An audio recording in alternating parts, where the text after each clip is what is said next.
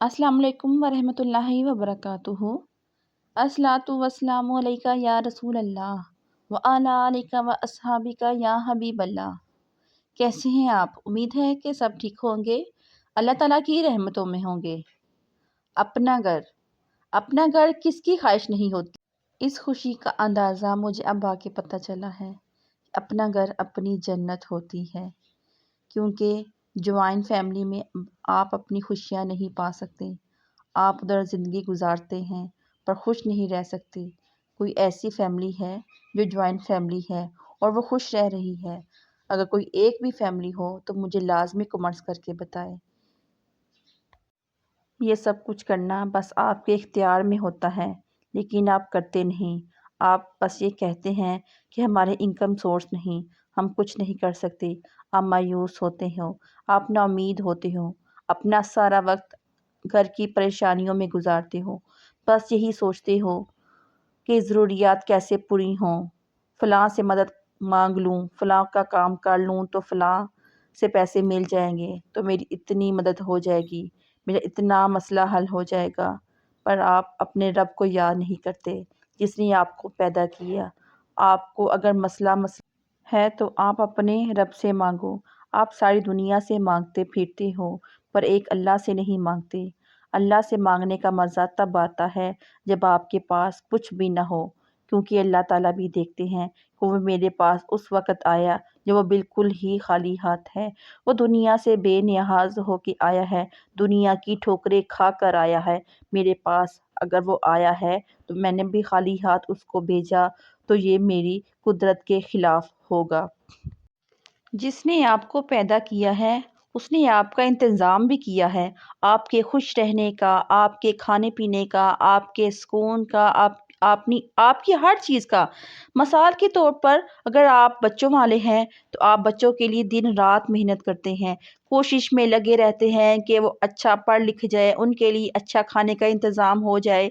चाहे वो माँ है, चाहे वो बाप है, वो अपना 110% बच्चों को देते हैं कि हम अपने बच्चों के लिए कुछ कर जाएं, उनके सुकून के लिए कोई अच्छा सा घर बन जाए। हर वालिदैन की ख्वाहिश होती है, लेकिन आप ये तो सोच के देखें कि वो मालिक, वो रब, वो अल्लाह जिसने आपको पैदा किया है, उसकी ख्वाहिश नहीं होगी कि मेरा बंदा खुश रहे, कि मेरा बंदा दुनिया में खुशी के साथ ज़िंदगी गुजारे। ये दुनिया तो सिर्फ अल्लाह ताला ने इंसान के लिए एक इम्तिहान के तौर पर बनाई है। तो अल्लाह के इस इम्तिहान में हमने पास होना है।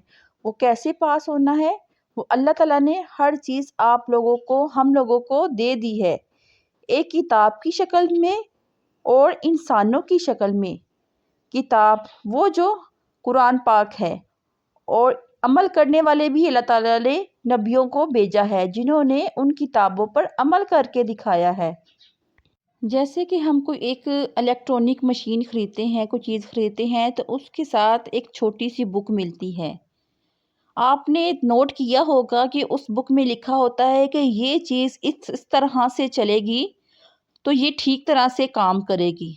तो इसी तरह से अल्लाह ताला ने इंसान को जब पैदा किया तो उसकी इस्लाह के लिए एक किताब भी नाजिल फरमाई।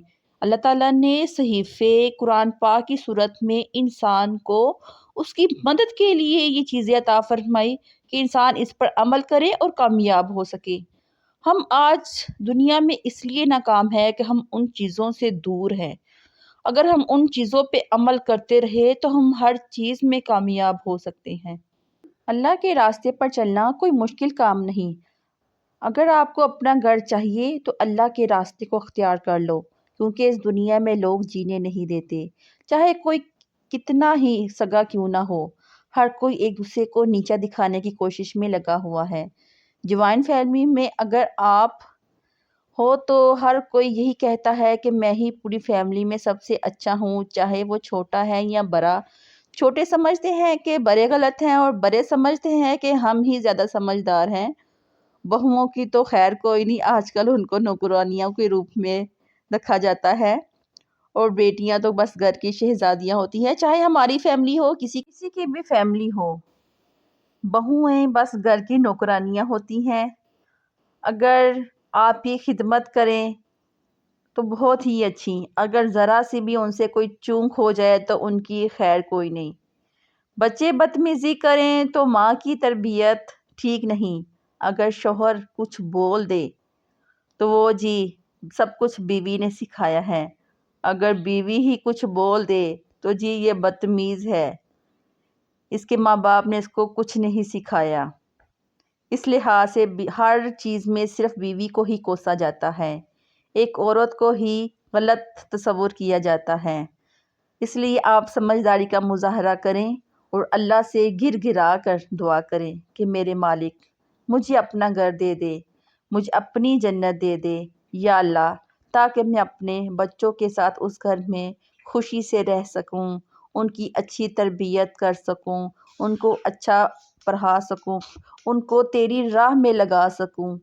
یا اللہ مجھے اپنا سکون والا گھر عطا فرما دے۔ یا اللہ پاک میں اس گھر میں تیری عبادت کر سکوں سکون سے، کیونکہ جوائنٹ فیملی میں تو ایسا ہوتا ہے کہ عبادت کرنے کا تو ٹائم ہی نہیں ملتا، ہر وقت کوئی نہ کوئی کام سر پر پڑا رہتا ہے اور سارا دن اسی چیز میں گزر جاتا ہے، کسی نے کوئی بات کہہ دی تو سارا دن دماغ میں وہی بات چلتی رہتی ہے اور سارا دن موڈ خراب رہتا ہے، کوئی بھی اچھا نہیں لگتا، کسی کام میں دل نہیں لگتا۔ اس لیے آپ اللہ تعالیٰ سے اپنے گھر کی دعا کریں، کیونکہ اپنے گھر کی خوشی اب آ کے پتہ چلا ہے، میرے پاس بھی 15 سال کا ایکسپیرینس ہے، اس لیے کیونکہ جتنی بھی جوائنٹ فیملی میں رہ کے خدمت کر لی جائے تو صلہ کچھ نہیں ملتا۔ ہم نے 15 سال گزارے تو ٹائم ضائع ہی کیا۔ اگر آپ ابھی نئے ہیں تو یہ کام پہلے ہی کر لیں، کیونکہ ہم نے کبھی خواہش کی ہی نہیں تھی، ہماری فیملی میں کبھی کوئی الگ گھر کسی کا ہوا ہی نہیں، سب جوائنٹ فیملی میں رہتے تھے، تو ہم نے تو کبھی الگ گھر کی خواہش کی ہی نہیں تھی۔ تو بس اچانک ہی قدرتی طور پہ کیا ہوا کہ بس ہمیں اٹھا باہر کیا تو ہم کرایوں پہ در بدر ہوتے رہے۔ پھر اللہ سے جا کے دعا کی کہ یا اللہ پاک ہمیں اپنا گھر دے، یہ وظیفہ کیا، اللہ سے گھٹ گھرا کے دن رات ہم نے دعائیں کی تو اللہ تعالیٰ نے ہماری جلد ہی سن لی۔ ہمارے پاس کچھ بھی نہیں تھا، ہم بچوں کو لے کے کرائے کے گھر میں رہ رہے تھے، ہم نے رو رو کو رب سے دعا کی تو یقین کریں ہمارے پاس اب اتنا اچھا گھر ہے، اتنی اچھی کالونی میں اتنا اچھا گھر ہے۔ اگر میری سٹوری سنی ہو تو آپ کو اس کے لیے سبسکرائب کرنا پڑے گا اور لائک کرنا پڑے گا، تاکہ میں اپنی سٹوری آپ کے ساتھ شیئر کر سکوں۔ یہ صرف تجربے ہی ہوتے ہیں، ہماری زندگیوں کے تجربے ہی ہوتے ہیں جو ہماری نئی نسل کو سکھاتے ہیں، جو ہماری نئی نسل کو ٹھوکروں سے بچاتے ہیں۔ یہ ویڈیو شاید آپ لوگوں کے کام آ جائے۔ یہ وظیفہ جو میں آپ کو بتانے لگی ہوں، یہ آپ کے لیے 110% فائدہ مند ثابت ہوگا، کیونکہ یہ اللہ تعالیٰ کا کلام پاک ہے، اس میں تو شک کی گنجائش ہی نہیں کہ یہ پڑھیں اور اس سے کام نہ ہو۔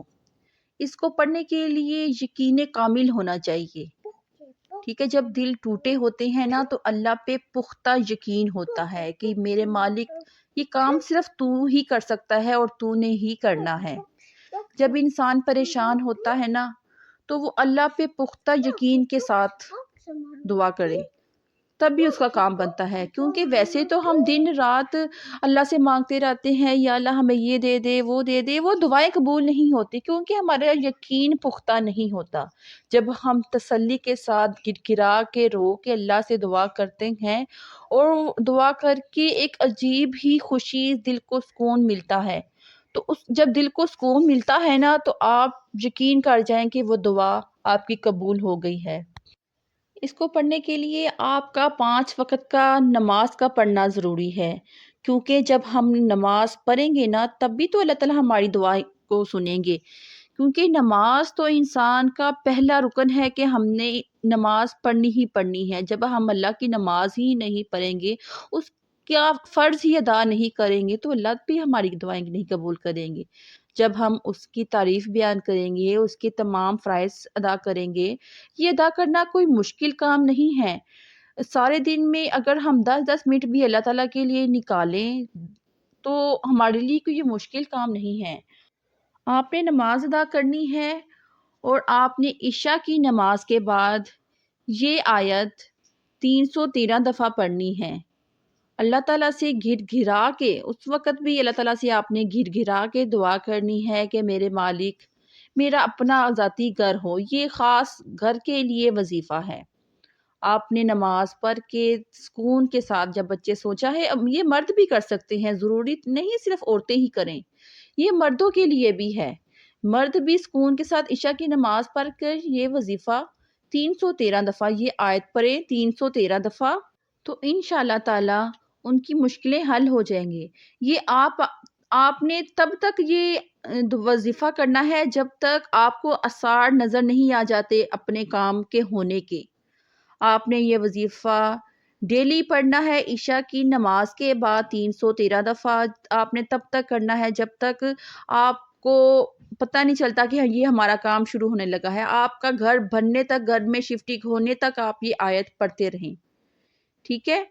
کیونکہ ہر گھر انسان کی ضرورت ہے، اپنا ایک ذاتی گھر آج کے زمانے میں انسان کی ضرورت ہے، کیونکہ یہ جو دور آ گیا ہے نا، یہ جوائنٹ فیملی کا بالکل بھی رہنے والا نہیں ہے۔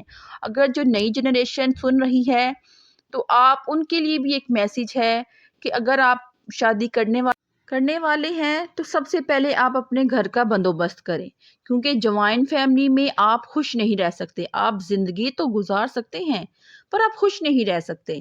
اب کیونکہ یہ تجربے ہم لوگوں نے کر کے دیکھ لیے، اب آپ لوگوں کا عمل کرنے کا ٹائم ہے۔ ہمارا کام ہے کہ آپ لوگوں کو سکھانا، کیونکہ یہ نہ ہو 10-12 سال بعد، 15 سال بعد آپ لوگوں کا بھی یہی ہماری طرح ہی حال ہو۔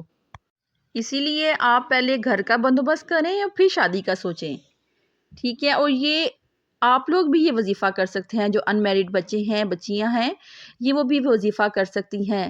اللہ تعالیٰ ان کے لیے بھی کوئی نہ کوئی معجزے بنا دے گا تاکہ ان کا بھی اپنا کوئی گھر بن سکے۔ جو گھر میں لڑکیاں بیٹھی ہوتی ہیں وہ سمجھتی ہیں ہم کچھ نہیں کر سکتے، یہ وسیلے تو اللہ تعالیٰ ہی بناتے ہیں۔ آپ ایک دفعہ پڑھ کے دیکھیں، اللہ تعالیٰ سے لو لگا کے دیکھیں، سارے وسیلے اللہ تعالیٰ نے ہی پیدا کرنے ہیں، آپ کا کام ہے صرف کوشش کرنا، ٹھیک ہے؟ نئی جنریشن کے لیے بھی میرے پاس بہت سی انفارمیشن ہے، تو نیکسٹ ویڈیو میں انشاءاللہ تعالیٰ آپ کے ساتھ ضرور شیئر کریں گے۔ ویڈیو اچھی لگی ہو تو لائک سبسکرائب ضرور کریں۔ جزاک اللہ خیرہ۔